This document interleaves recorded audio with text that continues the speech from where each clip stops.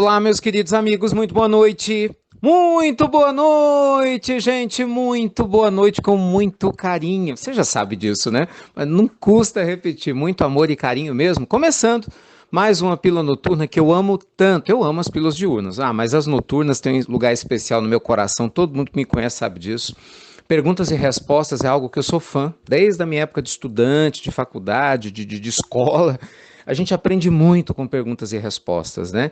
E às vezes você vê um título que não te chama atenção, porque você acha que você já tem essa resposta. Na hora que a gente vai escutar, a gente aprende tanto. Eu falo por mim, eu continuo aprendendo muito, eu fico procurando, né, das pessoas às quais eu confio, consulto, sempre as perguntas e respostas. Então, alegria estar aqui com vocês. Mas sem mais delongas, você já sabe, para participar é fácil, entra no nosso site, institutonamastê.com.br. E hoje, gente, uma pergunta sobre animais, que eu sei que é uma curiosidade de muita gente. Uma amiga querida nos pergunta o seguinte: Ricardo, como que o mundo espiritual enxerga essa história de comunicação espiritual de cães e gatos que a gente tem ouvido constantemente falar? Os animais realmente podem trazer comunicação? Como isso se dá? Gente, vamos lá, vamos nos posicionar sobre isso. O mundo espiritual é muito claro a esse respeito, não há nenhuma dúvida, né? Allan Kardec, de maneira sábia, inclusive tem um capítulo chamado Mediunidade, né? Falando da mediunidade dos animais em um livro dos médiuns, em que ele explica de maneira muito profunda e muito lógica, e ele depois expandiu essas reflexões na sequência das revistas espíritas dos diversos anos. O animal, gente, ele está se individualizando. Ele não se individualizou ainda no sentido de ter livre-arbítrio. Então, ele está no processo de adquirir esse livre-arbítrio. Então, até lá, ele não tem liberdade própria, ele não tem escolha própria, ele não tem consciência, né, de que ele está ou não evoluindo como nós temos. Então, quando esse princípio inteligente, que é um animal, que já é um espírito rudimentar, evoluindo, com certeza, para chegar na escala hominal, como é o nosso caso, ele não tem essa consciência, quando ele desencarna, espíritos fazem essa guarda, esse direcionamento. Então, faz com que esse princípio reencarne em diversos reinos, sempre no intuito de evoluir. E em casos, principalmente de animais domésticos, em que há uma relação de afeto, de sentimentos, né, que une os seus tutores com o animalzinho que acabou de desencarnar, essa relação afetiva, é claro que tem um impacto do ponto de vista energético, positivo, inclusive, sobre o animalzinho que desencarnou. Mas ele não sente como eu vou sentir quando eu desencarnar. É você que está me escutando, porque a gente pensa, né? Você desencarna, você vai ver tudo, você vai estar no mundo espiritual, você vai ouvir muitas coisas, né? De quem vai ficar na Terra. A gente pode estar em outros planos, mas você sente através da oração, as energias que vêm da Terra, a gente tem essa consciência.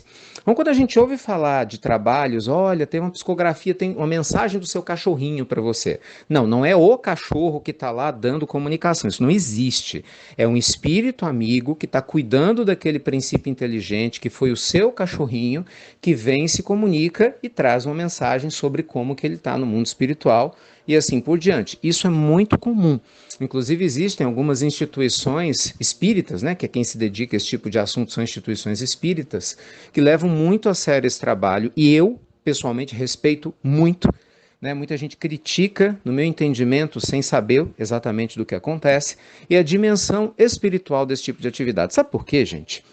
O Senhor da vida, nosso Pai Celestial, ele nos oferece a conta gotas o que a gente dá conta de absorver. E ele sabe a importância que os animais, em especial os domésticos, têm hoje para os seres humanos.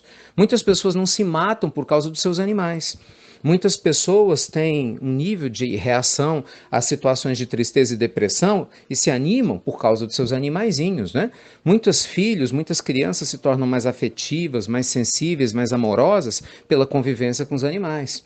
Então o animal, ele vai muito além de ser um simples animal, ele está ajudando o ser humano a evoluir espiritualmente, ele é muito importante e Deus utiliza-se dos animais domésticos, em especial, né, falando especificamente dessa classe de animais, para nos fazer evoluir. E em contrapartida, o contato com o ser humano também desperta neles, acelera neles um processo evolutivo muito grande, porque eles passam a receber sentimentos, eles passam a acompanhar as emoções humanas, e isso, claro, para esse princípio que se individualiza é fundamental. Então, amigos queridos, o animal ele não tem como trazer uma comunicação, né? Porque ele não tem esse nível de inteligência individualizado com consciência que nós temos. Mas outros espíritos que estão ao lado dele, que veem a família às vezes em necessidade, que reconhecem esse desejo em trabalhos sérios, feito por instituições sérias, não aventureiras, com o intuito de aliviar o coração de quem está aqui, né? Muitas vezes traz sim mensagens consoladoras. E é lógico que o animalzinho vai crescendo espiritualmente, em muitos casos volta e reencarna, né, e volta para a própria família, sem que a família se preocupe com isso, automaticamente ele volta, né, não é sempre que acontece, mas acontece muitas vezes, para continuar aquela evolução que deu certo, aquela parceria que deu certo, né? Só que agora, claro, ele volta num novo corpo, talvez na mesma espécie ou até numa espécie diferente, dependendo, né, da sua possibilidade evolutiva e que os amigos espirituais responsáveis por essa função entenderem como sendo correta. Tá bom? Deus abençoe a todos vocês. Obrigado por essas perguntas inteligentes, importantes, que nos ajudam a esclarecer e a tirar os preconceitos, né, meus amigos? Preconceito, ele existe num coração que está fechado para coisas novas, né? Infelizmente, a gente se perde muito nos preconceitos. Acho que é muito importante a gente se abrir para o novo, para a aprendizagem. Ninguém tem que concordar com nada que não faça sentido, lógico. Aqui, eu, por exemplo, quando gravo, nem de longe me preocupo com isso. Você vai concordar, não vai concordar, isso é você. Mas eu acho que o preconceito em ouvir, em aprender, é um sinal muito claro ainda de inferioridade moral da nossa parte. O meu preconceito mostra a inferioridade moral do Ricardo e o seu da sua. Eu escuto de tudo. E, obviamente, a gente coloca na peneira para passar pelo crivo da lógica, da razão, da sensatez e, acima de tudo, da bondade divina. Que bom que os amigos espirituais nos estimulam essa evolução e essa percepção da vida. Tá bom? Fiquem com Deus, então.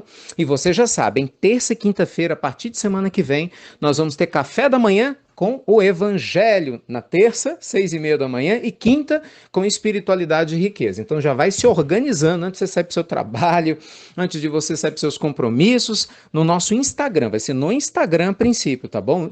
@inst.ricardomelo, terça-feira, 6h30 da manhã, bate-papo sobre Evangelho, falando sobre temas ligados ao Evangelho, respondendo as suas dúvidas que vocês quiserem ligado ao Evangelho, e na quinta-feira falando sobre espiritualidade e riqueza, sobre essa área tão importante aí, né, do nosso conhecimento que a gente precisa aprender também. Tá bom? Obrigado por compartilhar as nossas pílulas. Fiquem com Deus e você já sabe, tô te esperando, hein? Prosperidade Plena, 13, 14, 15 de dezembro em São Paulo, gente. Vale a pena, faça um esforcinho. Se você puder, vem estar junto com a gente, que vai ser maravilhoso. 3 dias para transformar ainda mais aí a sua vida. Fiquem com Deus. Muita paz e até breve. Até muito, muito breve.